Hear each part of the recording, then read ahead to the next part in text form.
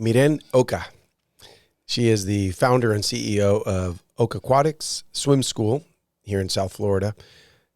This business is 30 years old. You're a mother, and you live here in Miami. Welcome. Thank you. It's a pleasure to be here. Glad you're here. Tell me your story. I know you have a swim academy, a swim school, aquatics. How did this happen? Tell me first, let's go back. Tell me about your childhood. Okay, so I actually grew up in Louisiana, in Lake Charles, Louisiana. My parents were immigrants. My dad was from Spain. My mother is from Cuba. And they moved to this country. They both ended up in New Orleans where they met. And they decided to get married, and they moved to Lake Charles, Louisiana, which was, now it's a larger city, but 30-something years ago or 50 years ago, it was quite small. And they opened a restaurant. And it was really a family business. And then they opened a second restaurant. And I have a brother and I have a sister, both younger. And we grew up on the front lines with our parents in the restaurant. And it was a really interesting way to grow up. So the business. What type of food? We had two different restaurants. And one was Spanish cuisine. And then another one was like a faster paced deli, very lunch crowd. The food was amazing. The business struggled. So it was hard for my parents to manage employees, manage payroll, manage taxes. Those were all new concepts for them. And so it really showed me that I'd never wanted to be in business. Oh, that didn't work out. It was one of those, like, I am not doing business. It is way too hard. So. And what are your memories as a kid? What were you doing? Waiting tables? We did everything. I mean, we really did a little bit of everything. But I did spend a lot of time, either as a hostess or waiting tables, bartending, everything. I've done it all in the restaurant business. But I really do think that the biggest part of growing up in the business is kind of, it was one of those things that I don't think I appreciated it as much. We had to work a lot. And I mean, I have peeled more shrimp and more potatoes than any person on the planet, I think. But now I know that that's where my work ethic has come from. So while I didn't really appreciate it then, I do appreciate my upbringing now. And so restaurants are tough, right? Mm-hmm. They say it's kind of like a slavery. You're a slave to that restaurant. Every day you have to go in. You got to worry about supplies, employees, food, quality, all this stuff. What does that do under that pressure to a family who's working together like that? Well, the restaurant industry is known. My father was a chef, and a lot of chefs are known for challenges with alcohol, and he was an alcoholic. So that was, growing up in that household was tough. But my mother was a saint, and she really did help us stay together and help the whole family. And so, it was one of those things that, again, you learn so much through the process. And I have stories after stories of growing up in that environment and what it was like.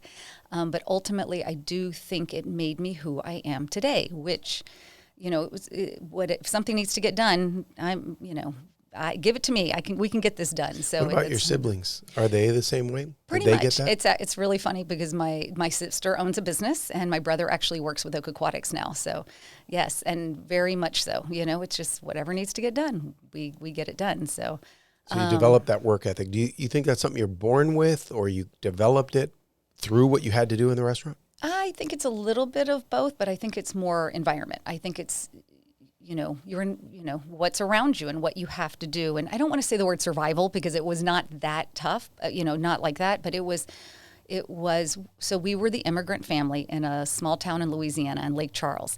There were very, very few immigrants in the community that we were in. And so that was also very different. And we kind of had to blend in and we had to figure it out. And, you kind of survived. What language did you speak with your parents? Mostly Spanish at home, but as we went, once we went to school, it was mostly English because no one else in the community spoke Spanish. So yeah, and it would probably look weird in the restaurant if you're speaking Spanish. Yes, yeah. So it was a lot of, my parents both Spanish was their first language, of course. They had to learn English, but they, being in Louisiana.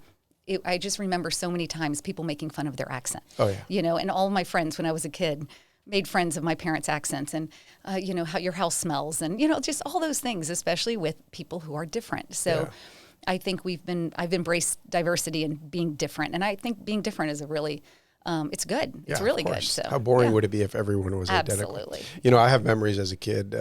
I didn't speak English when I came to the U.S., obviously, as I failed my first attempt at school, and I had to repeat it. And I remember just that frustration of not being able to communicate. So I know exactly what your parents went through. Yes. So along those lines, what are some of the struggles that you went through, whether it's at a young age or as a kid or later on? So I think one of the things was I knew I didn't want to go into business. I think my parents were really hoping I might take on the family business. But I just saw how much they struggled and what they did. And I decided I'm going away, and I'm going to go away to college. And I was the first person in my family to go to college. I did get a 4-year full paid scholarship because there was no money to send me to college. Where'd you go? I went to Tulane University in New Orleans. So it was Newcomb College, the women's school of Tulane at that time. And I got a 4-year full paid ride. I mean, it was great, academic scholarship. And I worked really hard for it. And it was fabulous. I was getting my degree in biochemistry. I was going to go to medical school. I was going to be an orthopedic surgeon. That was my plan. And then at the age of 19, I got pregnant. So, I had to, I left school. I decided my mom had moved back to Miami and to be closer to her family. Without your dad? Yes, they had separated at that point. And it was because of the alcoholism, that was really tough. So, and so I moved to Miami. I did get my degree. I finished my degree in biology, but I just thought, I don't want to go to medical school now. There's no way I can do it with a toddler. Yeah. So where'd you finish school at? At University of Miami. So I did not get the scholarships I wanted, but I ended up paying a lot of student debt for a lot of years, but I wanted to finish. And then I ended up, I had to put money, food on the table. I had to make a living. So I decided to start my little business, and I would go to medical school later. And so I officially incorporated the business in February of 1994. I was 22 years old. My son was just shy of turning 2. He was like 3 weeks away from turning 2. And started the business and, had to do whatever I could do to make money. And the idea was this temporary thing? You're going to do this for a little while? I'm going to teach swimming lessons. I'm going to go to homes, backyard homes. If you have a pool in your backyard, I would come to your home and teach your children to swim. And Miami's a great place because half the houses at least have pools. Absolutely. And, I'd go to all the islands, like Fisher Island and all the islands, the private islands on Miami Beach. And it was great. It was really great. And I was making money, but it was pretty hard. I mean, it's a hard life, especially with a toddler. And then I decided I needed a little bit more stability. So I approached a hotel and said, I'd really like to use your pool to teach swimming lessons. And they let me, and I had no money to pay them. So we bartered. I gave them free water aerobics lessons so that, I could use their pool. And we did that. And then I eventually bought them a heater. And then I got another pool, a little country club pool in Coral Gables, and then another pool, and then I started hiring people, and I had no idea what I was doing. I had zero idea what I was doing. So my son and I spent a lot of time in bookstores and libraries, and I've read every book you can possibly. I've read so many business books, and I always joke that I owe Barnes & Noble a lot of money because I never bought the books back then. Yeah. But now I've bought a ton of books, and my library's full in the house and at work, and we have a book club at work and everything. So you built your own education on the business side. You got your own MBA. Absolutely. I have a Barnes & Noble MBA, like sitting in the stacks and just, yeah. When I moved to Miami, I was 24 years old, and I had a little bit of money, enough to buy a house, and I had a couple of properties in LA, but I didn't have a lot of cash on me, and I couldn't find a job in Miami, and my business was a little eBay business at the time, and so I every day go to Barnes & Noble in Kendall, and one time the manager kicked me out. No way. I was buying coffee. I don't understand. I was at their Starbucks. I'd at least buy a coffee, but I'd read their books. And wow. That's where I first found Rich Dad, Poor Dad, and then it just went on from there. Wow. So after maybe a year, okay, he asked me to leave. I couldn't believe that, but it's a kind of a badge of honor. That just shows how willing we were to learn. Absolutely. And maybe we didn't have the cash, but we want to learn. So absolutely, that's awesome that you did that. Did you, along these points, did you ever question yourself on, well, I didn't study business. Mm-hmm. I don't come from a business. Nobody showed me how to do it properly, because your parents were in business, but you said they weren't handling business that great. Right. Probably every day. There was a lot of questioning back in the day. I was I was pregnant at 19. I had shamed the family name. I was a Roman Catholic Hispanic girl that you just didn't know. Good girls didn't do that, this sort of thing. And so there was a lot of questioning back then. But I do think that when you have a child, you just put one foot in front of the other and you keep going, whatever you got to do to make ends meet. And so that's what I did. And the business, responded. And I started hiring people, and I started growing locations. And, finally we were outdoors. So I was kind of building my empire on sand because we'd get really successful at a location, at a hotel or a country club, and they'd kick me out because we were too successful. There were too much traffic, too many people. So one day I decided I need to build a pool. I need to go indoors. And it was crazy. No one would give me a loan. No one would help. I looked at 70 different properties, No one would let me build in their buildings, a pool. So finally I found one landlord. He let me do it. And I remember the day walking out of his office and he said yes. And so that was in December of 2007. We actually found that location. Took me 16 months to build it. But I had to put out a home equity loan. I had to do all sorts of personal credit cards, all sorts of debt. But I built it, and people came, and it was really great. It was a really good business, and struggled with it. Have had a lot of ups and downs, but now we have 5 year-round indoor warm water locations. They're all purpose-built. And now we have 165 team members. Wow. We teach about 6,500 swimming lessons per week in high season. And we're nearing our 3 millionth swimming lesson taught.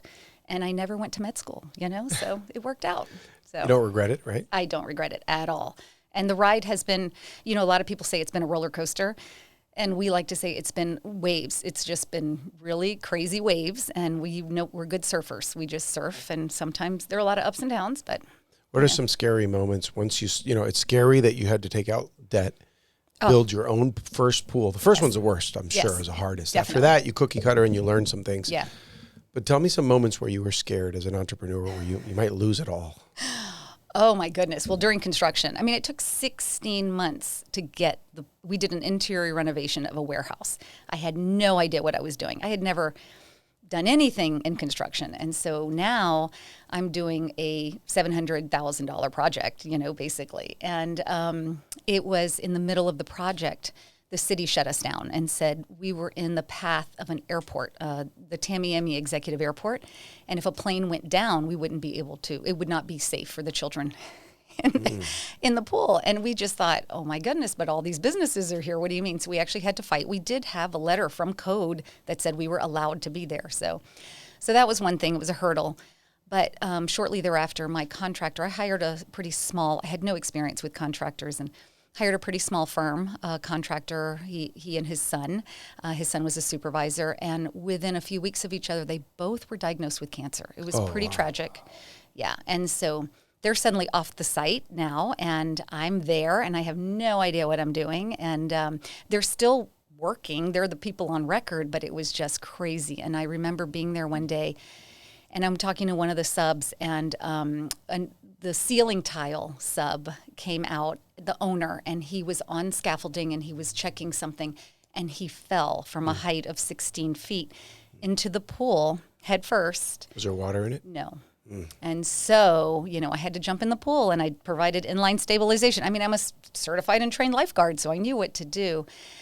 And his guys were like, get him up, pick him up, and it was one of those I had to say, no, stabilize them.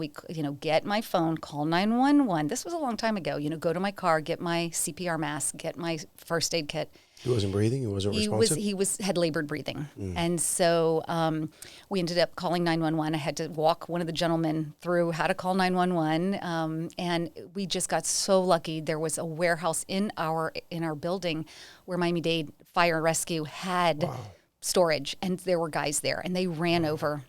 They actually attended to him while I kept inline stabilization because they didn't know if he had broken, any vertebrae or anything. And I had to sit there until they got the helicopter into the parking lot to airlift him out. That's how serious it was. He broke his collarbone, he broke 6 ribs, he punctured his lung, but he was okay. And I remember that night going home thinking, it's over. That's it. I'm not going back. I'm not doing this. Was this the construction on the first pool? On the first one. God. I know. It's like a bad pregnancy, But I remember then that night I just said, no, I got to do it. I've already sunk too much money. And I went to the grocery store and picked up 2 gallons of bleach. And I had to go to the site the next day. Clean off the blood? The blood in the pool. Isn't that crazy? Like, and now I think about it like, oh my gosh, what was I doing?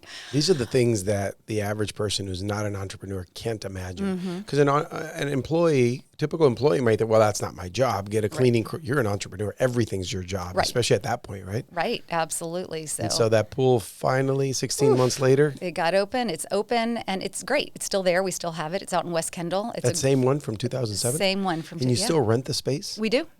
I rent that space. I rent a second location. The second location, really funny. I ordered lane rope buoys from a pool supply store. I went to pick them up, and when I got there, they were getting evicted. And it was like, wait a minute, you owe me stuff. I already paid for this stuff. And they said, no, we're getting evicted. We're cleaning out. And I walked the building and I said, this is where I need to build a pool here. So that's our second location. It's amazing. It's near Tropical Park. And then I built a third in Hialeah Gardens. I built a fourth off Eureka Drive. I bought a church. Wow. I actually bought number 3, 4, and 5. Wow. And number 3 is in Hialeah Gardens. Number 4 is off Eureka Drive. I bought a 27,000 square foot building on 3 acres commercial property in Miami. That was a huge story in itself. But and then the 5th one is in North Coral Gables. It's just a block off Miracle Mile. So. And your instructors, they don't go out anymore to other not at all. locations. Not at all. It's always in-house. You guys open every day? Every day, pretty much. Some of the locations are open 6 days a week. Most of them are open 7. So, yeah. When did you get to a point where you started realizing, okay, I'm not just scraping by. I'm not this crazy entrepreneur putting out fires all day. It's actually stabilizing, and I have a legit business. When did that happen? I think after I got the first one opened and I saw that it could work and we were making money and people were showing up. And I mean, there were a lot of still hard moments. Like I'm there at night cleaning toilets, until I figured out, okay, I need to get somebody to do stuff like this. But at that point I realized this can work. And that's why I think I had the courage to do the second one. And then, the third one, I just kept looking and, there are, and I still would like to do a few more in Miami. But I think about 15 years ago, maybe halfway through the journey, I decided I needed to really focus on team and really focus on the people. Before that, we were a seasonal business. We were only open about 8 months a year, 8 or 9 months a year, depending on the location. Closed down for our rough winters here. Yes, our in rough Miami. winters, but parents didn't want to swim when it was 65. So, but then I really focused on, okay, I'm open year-round. I can have a year-round team. And we have people who started with us in that first location when we started year-round, and they're still with us. Wow. And it's pretty tremendous. And, one of them was a pool cleaner, and he eventually moved into operations and, moved up the ranks to management. Another one used to come in and help her mother. She was the first custodian that I hired, and she would come and help her mom. And I said, come help on the front desk. Come help do this. Come help do all sorts of things. She worked her way through school, has her degree in finance, and now is our financial manager. Wow. So, yeah. So it's really cool. Like, we have a lot of those stories. And and I know employees are super important to you. They are. Tell me your approach on nurturing them. They're not just there temporarily for you, not just seasonal. What's that whole approach from when you hire them? Do you coach them? Do you? And you have a lot of them now, so it's not the same as when you started. But what's your approach with employees? So when we had 165 in high season, 100 of those are part-time, so college, high school students. The rest are full-time. We have 401k and health insurance, just like every other company out there.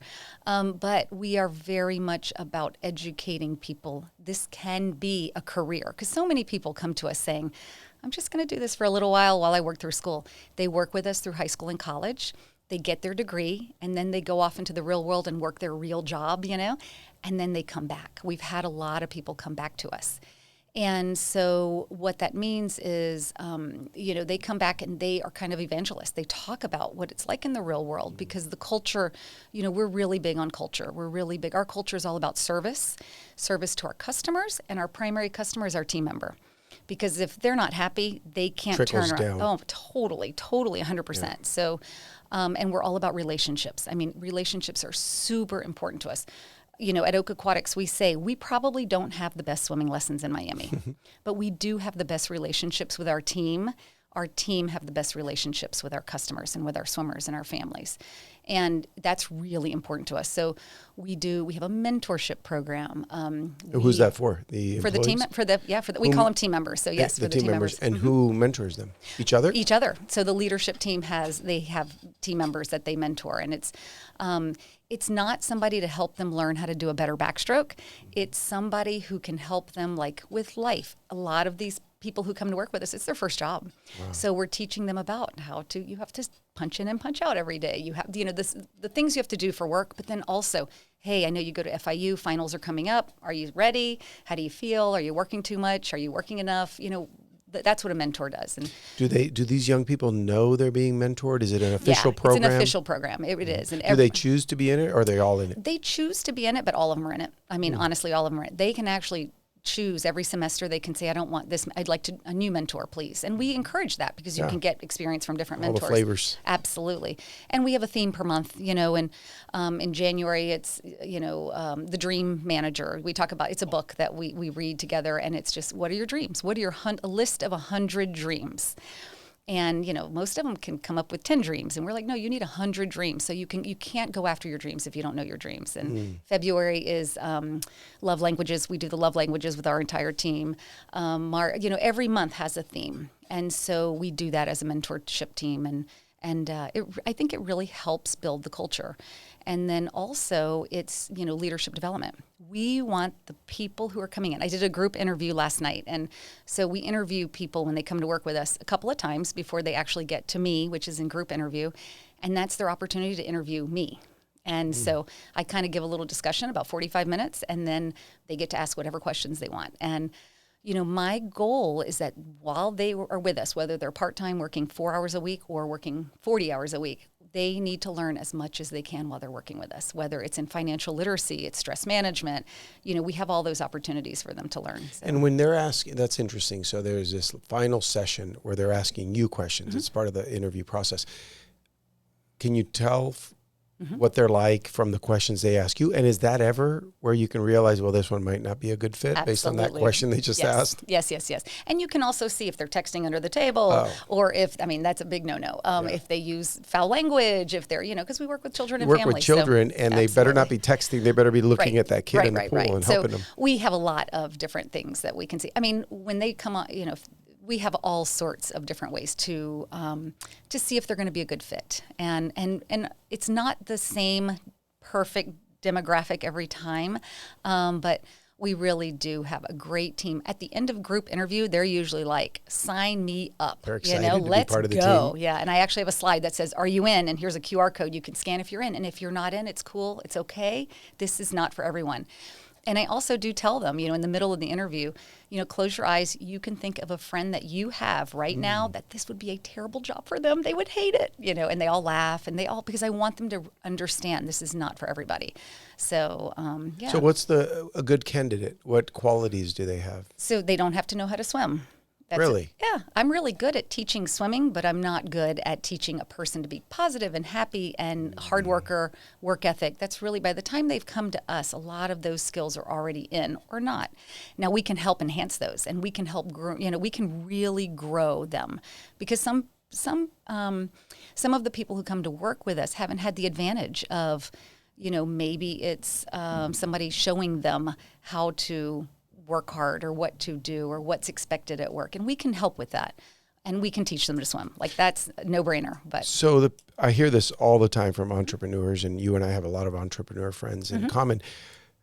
There's no good workers out there. I can't find them. How are you finding them? Absolutely. That's because they're lining up to work with us right now. And that sounds so arrogant, but it's not. It is the way we get our team members is from other team members. They're referred because friends will say, oh my gosh, this is where I want to be. Our clients and our customers refer their children sometimes if they have high school, or college kids. Is it perfect? No, but we work at it every single day. We work really, really hard on our culture, and it's really important to us, And So you said service-oriented is a big part of your culture. What else is important? Service-oriented, relationships, leadership development. Those are really, really important parts. But also, so at Oak Aquatics, we have a twofold mission. So we want to make our families safer around the water, and we want to teach them to be more comfortable, more responsible around the water. And we use the word safer. No one is ever safe, but they're safer because they've had swimming lessons. Sure. None of us are drown-proof. But then we have a second.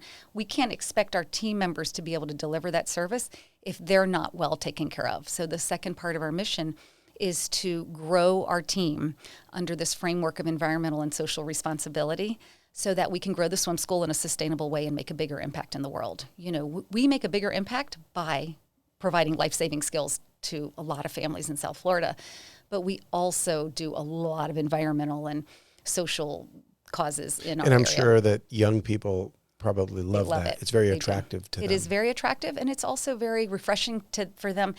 Many of them coming in have this idea of capitalism as it's a dirty word, and we want to show them that capitalism is going to save the world. We need more capitalists, but we need more responsible capitalists. Yes, they've all seen examples of people who are taking advantage of the environment and not paying their fair share or whatever, and that's what they see, especially on social media. But we want to show them that capitalism can be good. It can be a force for good. And we want to encourage them. We're a certified B Corporation. And What's that mean? So long story. It's a certification, like a LEED certification for a building or fair trade for coffee. Yeah. It's a seal of approval, but it's pretty hard to get. And it was actually three gentlemen. They owned a basketball apparel company a long time ago called And One. I don't know. And One, of course. So the guys who opened that in college, they owned And One. They loved it. They loved their team, everything. They sold it. They sold it to wealthy investors, and they didn't love the direction it took after that. And so they decided to let's do a B Lab. That's the name of the nonprofit. And let's provide a certification for businesses to show that they believe in a triple bottom line, which is people, planet, and profit. You have to make a profit. Yeah. You cannot take care of the planet. You can't take care of people unless you're making money. Yeah. And so it's a really difficult certification to get. There are about 10,000 companies in the world right now that are certified. But we were the first swim school on the planet to get the certification. Now there are three. There's one in Canada and there's one in the United Kingdom. We really help them understand, you can look for the B on products that you use. And if you like Patagonia, they're a certified B Corporation, or Athleta or Nespresso, and they're companies that believe in, environmental and social responsibility. And how do you prove it? Oh my goodness. If you'd like to get certified, you can take the B Impact Assessment, it's a free assessment. It's a free tool, and I would encourage every company out there to take it because you get some really great ideas on how to, it's 5 different areas, your workers, your team members, the environment, governance, community, and one more that escapes me right now. And it just it asks you questions. It's 250 questions in those 5 areas. And you get really great ideas about how you can make your work environment better. And so then you get a score, and you have to score an 80 out of 200 to get certified. The first time we did it was in 2018, and we got a 50. And we had to work at it. We had to, make improvements and get better. And then finally we got certified. And so now you get certified, but every 3 years you have to go through the assessment again. Oh. And you have to do it. So, a lot of people say it costs money to do this. It's expensive. You have to put in these metrics, and you have to be, measuring everything. But I think it's expensive not to do it. What's the retention like because you do things like this, because of the way you treat the employees? Yes, exactly. That's the thing, is that our team members are so happy to work for a company that is focused on environmental and social responsibility, that is a certified B Corporation, that is values aligned and mission driven, that our team members stay longer. Yeah. And that makes our parents happier. And that makes our bottom line much happier. They probably, parents, and that's who who makes the ultimate decision if their kids, because their little kid doesn't know the difference maybe if they're little, but if the parent keeps seeing some continuity. Absolutely. And that instructor knows their name. Yes. And it's still not perfect, but we have better retention than most of the people in the industry. And so, and I've talked to a lot of swim school friends that say it's really hard finding people, and We are really, really lucky, but we work really hard for our luck. Yeah. So, do the kids that you hire, the young people, high school, college, do they understand how many lives they've saved? Because in South Florida, if I'm not mistaken, the number, or maybe all of Florida, the number one cause of death for children, I think, is drowning, isn't it? Because water's everywhere. The ocean, the intercoastal, the lakes, the swimming pools. Right. So unfortunately, in some of the states like Florida, Texas, California, the leading cause of accidental death in children under the age of 5 is accidental drowning. And it's crazy because it's something that's 100% preventable. Even little kids. Mostly little kids. It's mostly 1 to 4. But they can be taught, they right? Can be taught. A baby can be taught to back float? Yes, you can do that. And, the thing is that sometimes when you have the parents in the water or you're teaching the children, you can also teach the parents about proper behavior, safety behaviors around the water. You have to have a pool fence. You have to have door alarms, gate alarms. You have to make sure the nanny knows these things and the lawn guy, because we've heard stories of, a maintenance guy or a lawn person being in the backyard taking down the pool fence because they're doing something and then forgetting to put it up. Oh boy. And so those are things that, we help our families understand the layers of protection. Swimming lessons are an important part, but not the end all be all. You have to have responsible adult supervision if kids are around the pool. You have to have door alarms, gate alarms. You really have to have that pool fence is really, a pool fence that can't be breached is really important because some kids are pretty good at climbing, and dragging tables over and climbing, right? Yeah, that's true. I didn't think of that. Yes. We had a pool fence. It was ugly, but it was so necessary. It's like hurricane shutters in South Florida, right? Yeah. They're so ugly, but they're necessary. You got to do it. Yes. And also when our kids were very little, we got them in swim lessons. We had a guy who came to the house like you used to do before. Yes. So what's the plan? How big can this business get? Is that part of the thought? Can you take this to other cities, or what do you want to do? So I grew the business for 30 years. We celebrated 30 years in February. And then in March 1st, we converted to an employee ownership trust. So I sold the business to a trust. And does that mean there's an exit? Because it could be if I wanted to. Because where would the money come from? The trust to pay you? Well, how does it work? So I'm paid out of cash flow of the business. So I chose to do seller financing. I could have gotten about 40% from a bank, but I chose to do seller financing, and so that means every month I get a mortgage check, or a check for the transaction. So for you, it's like a personal annuity. It's paying out. Pretty much. Is there an end number once it hits? There is. Payments are done? Yes, there is. And, most people who do a transaction like this, whether it's an ESOP transaction, if you're familiar with employee stock ownership plans, very, very similar. It's also trust ownership. You usually sell the business in 5 to 7 years to the founder. But I chose to do it longer term so that we would have profits to share in year one. I want to make sure that the team members feel like owners and understand that this is something that can help them more than anything. They are now owners, and so this can help close that wealth gap a little bit in our community. Miami is a really great place where you can work really, really hard and do very well, and you can work really, really, really, really, really hard and have 8 people living in a 2-bedroom apartment paying it's an expensive city. $3,500 a month in rent. It's ridiculous. So this can really help. So definitely all arrows are aligned because the employee who now owns a little bit of the business sees the mission, wants to maybe follow more leadership's advice on how things should be run. They're probably going to turn the lights off. Yeah. They're going to worry about, have you seen that? Yes, absolutely. But the funny thing is this is not the magic bullet, like where somebody listening can say, I'm going to become an employee ownership trust tomorrow, and suddenly my team members will think of ownership. Ownership mindset has been one of our guiding principles for 2 years. We have practiced open book management. We have allowed the managers, we have 25 managers, to see P&Ls, not salaries, but they see the full, the HR and our payroll, what that is.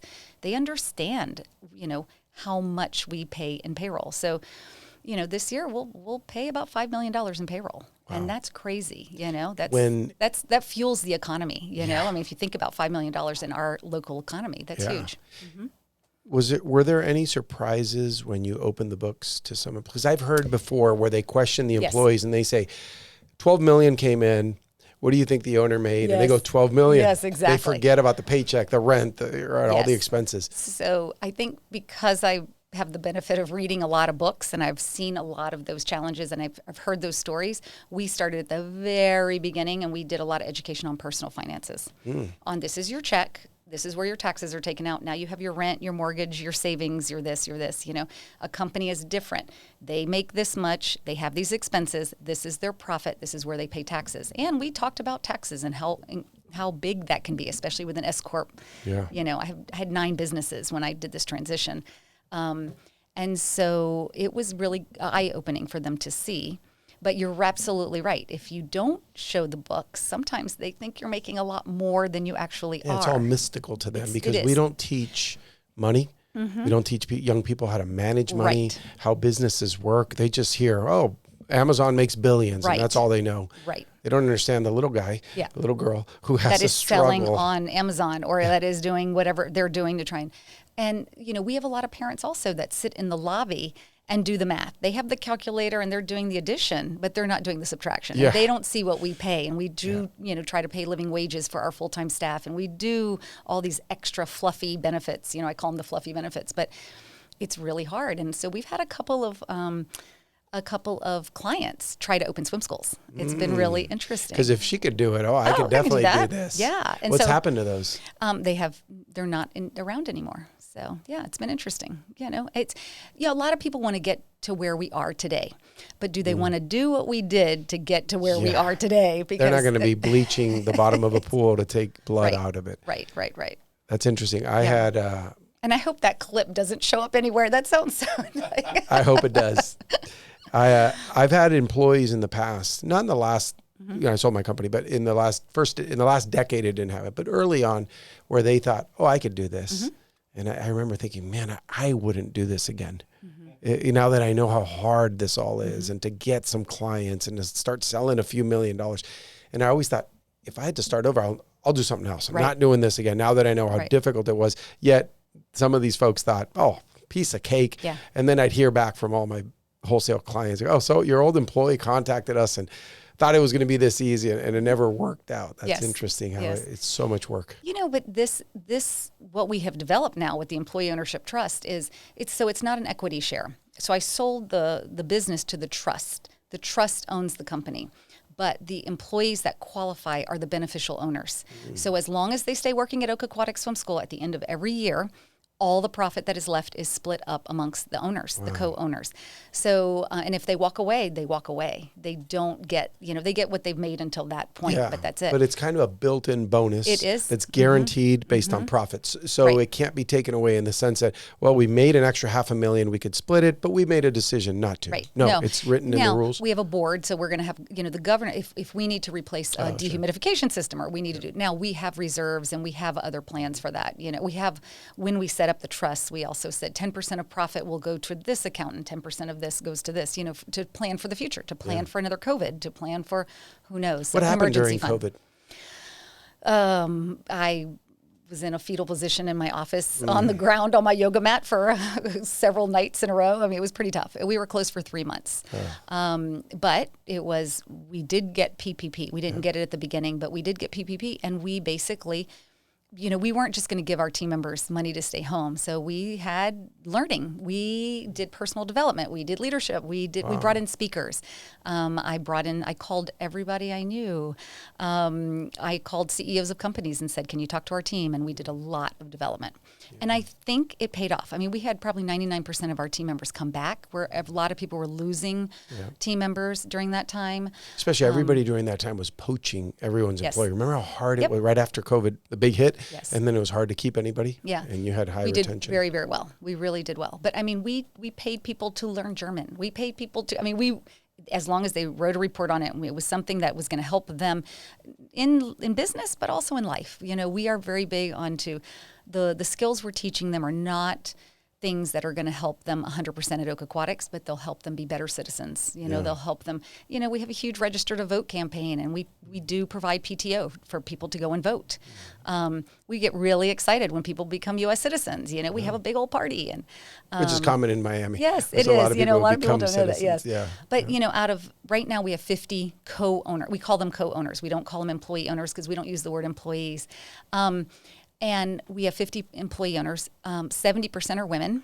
34 of the 50 were born in another country. Wow. So I think that's pretty remarkable. 90% are Hispanic or Black.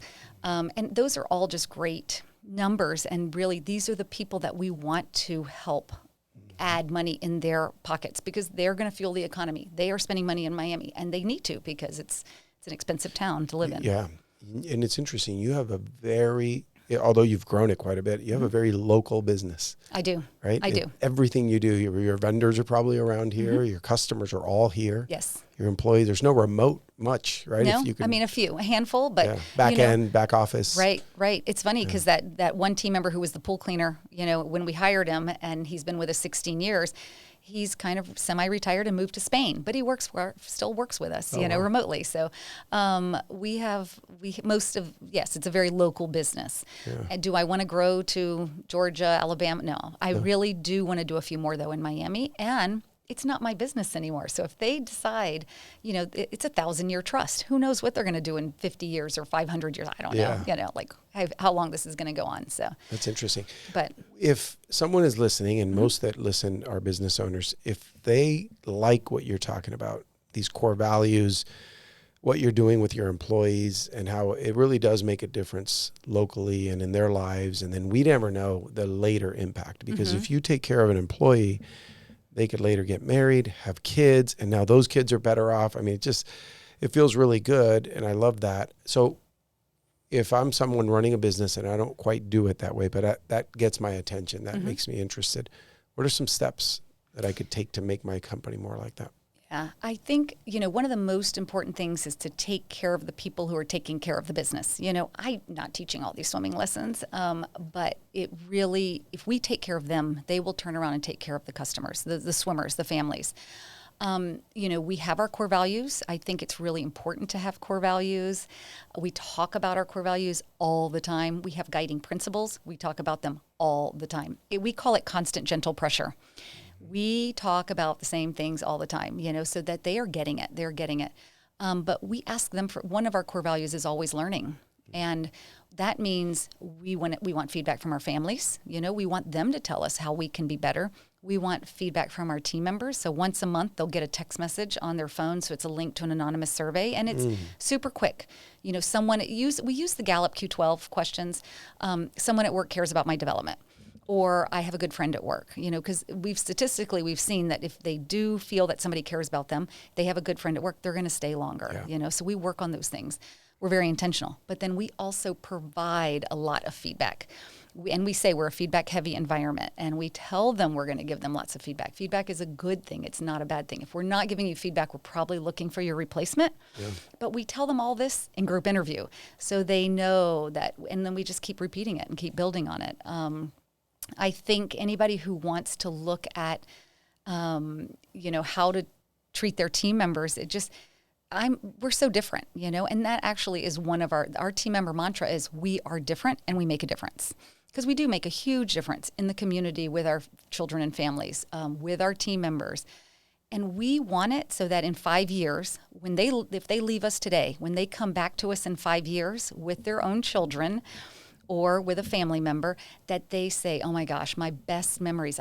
This is the best." Our hashtag is best job ever, because we want them when they're 40 years old sitting in a cubicle to think of us. Good. Do you know what I mean? Yeah, that's awesome.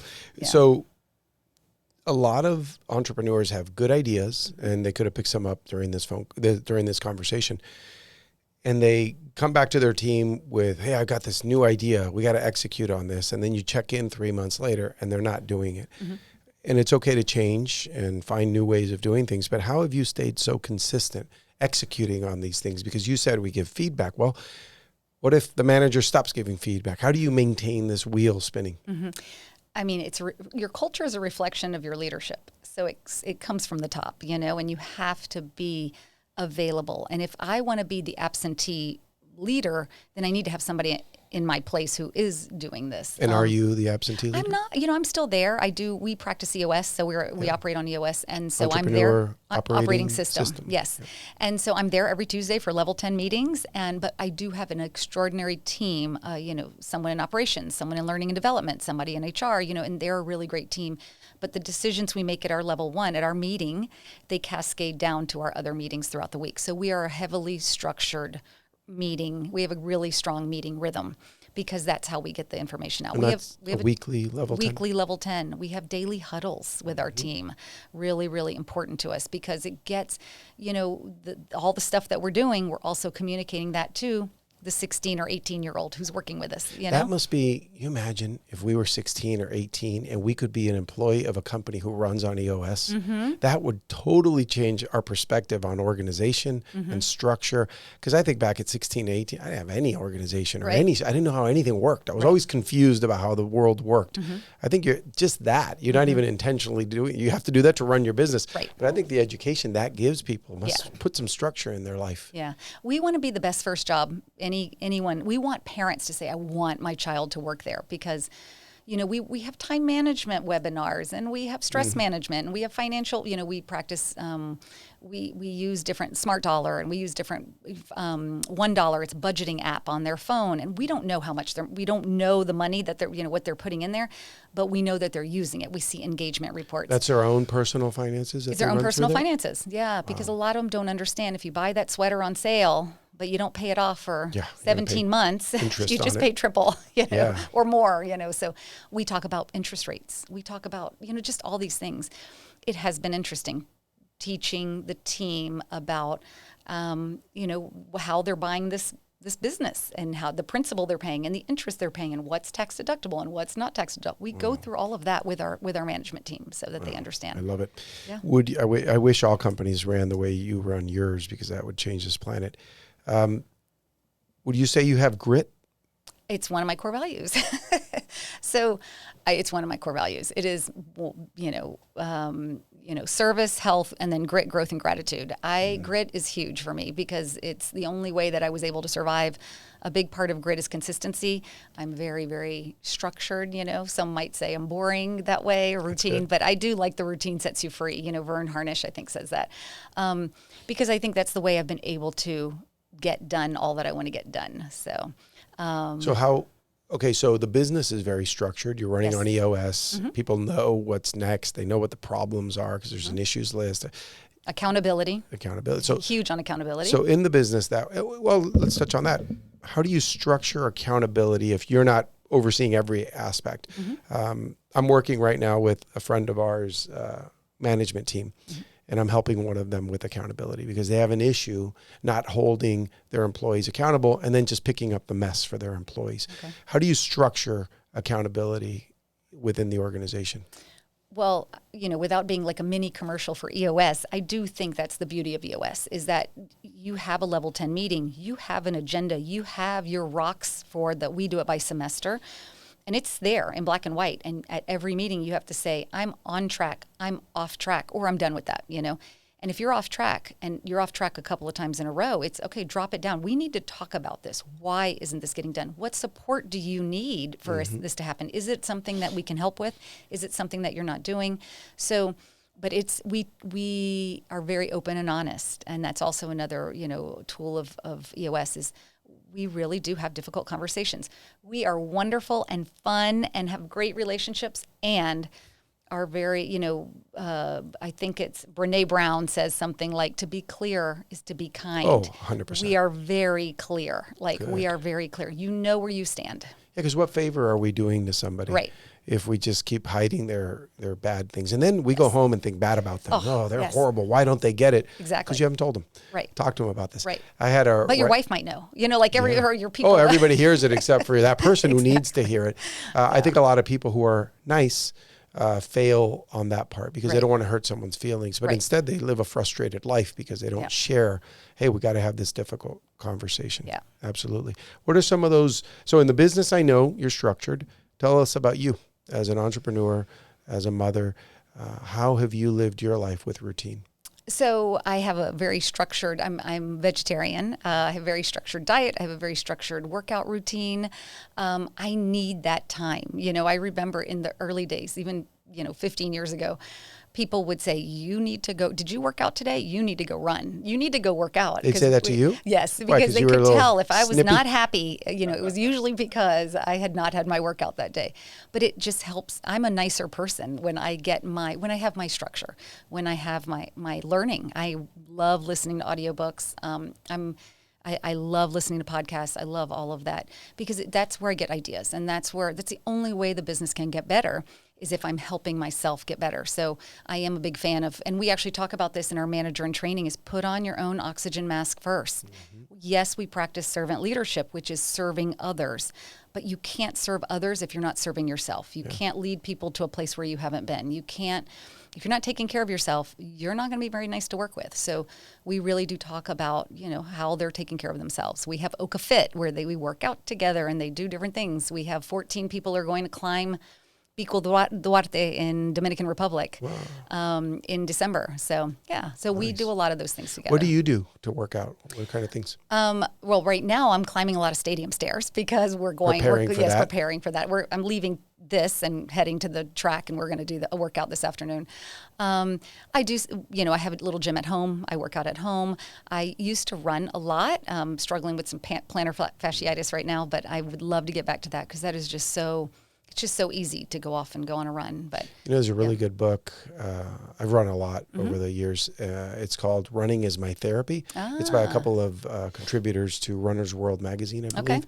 And it's interesting how there's a bunch of craziness going on in the head sometimes. Totally. And running just exhausts the craziness so that you could go home, shower, and go to bed and just relax. And I remember listening to that book on audio. That's how I listen to books while I was running. And it all was clicking. It's like, no wonder I feel so much better doing this than any other thing or not working out. Right. Because it gets all the craziness out of it. And I think that's especially, it's important for everybody. But if you're going to lead a company and lead people, you've got to get all the craziness out. Right. And probably when you run, it happens to me, I get some pretty creative thoughts. Absolutely. Your best ideas come to you when you're on a workout or in the shower, right? Not when you're sitting at your desk. So, that's really important for me to get a shower and get my workouts in. So, Yeah. Well, how tall is that mountain you're going to climb? It's, oh my goodness. I should have looked at it before. It's the tallest peak in the Caribbean. So, It's got to be decent. Yeah. Very good.